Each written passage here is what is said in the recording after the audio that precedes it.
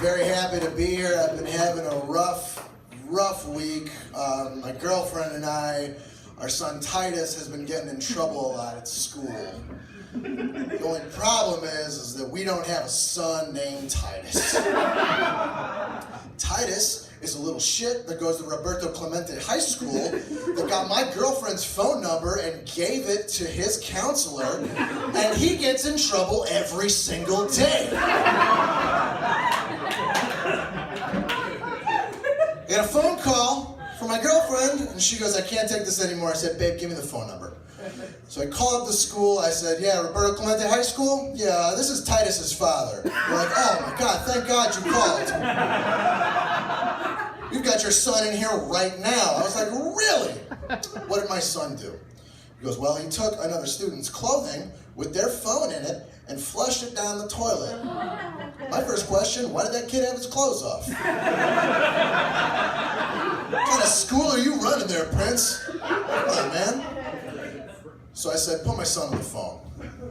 He goes, "Titus, your father wants to talk to you." He goes, "He does?" So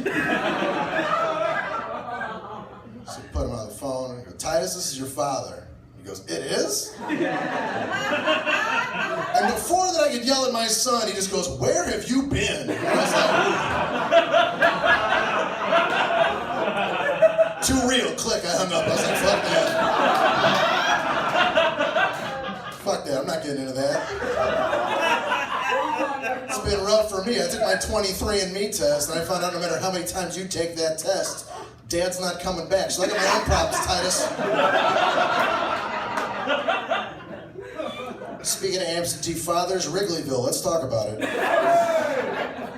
I used to be a bike messenger in Wrigleyville because I lived in Ravenswood, which is a neighborhood that's just adjacent to Wrigleyville.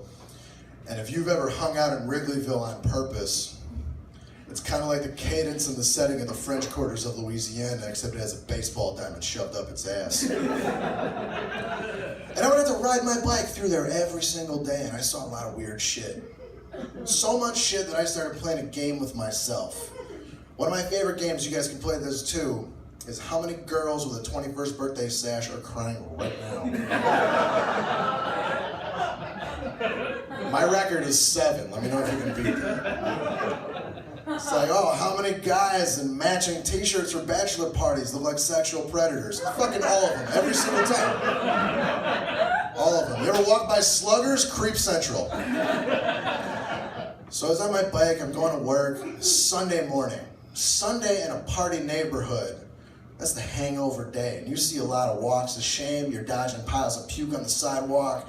You're seeing the tow truck drivers out there real early. They're getting their job done by towing people from the suburbs. They're doing God's work. And I was at a stoplight on my bicycle. I'm going to work. Car pulls up next to me. There's a guy and a girl. I don't know if they were dating. It wasn't my place to ask questions. All of a sudden, I start hearing a loud booming noise coming from the car next to me.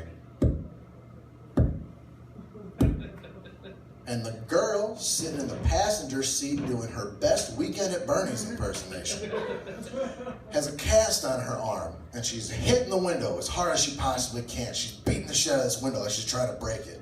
And my first thought was like, oh my God, this guy stole this girl. I gotta save her. Not the case. I didn't have to be Mario that day.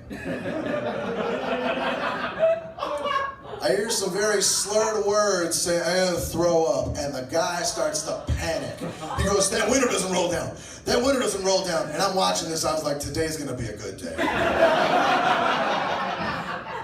So she takes her good hand and reaches into her purse and pulls out a plastic grocery bag. And I was like, is that how women pack their purse?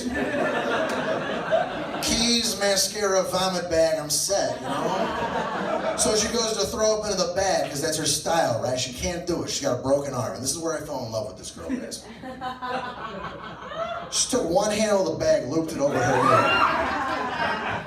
Took the other handle of the bag, looped it over her ear.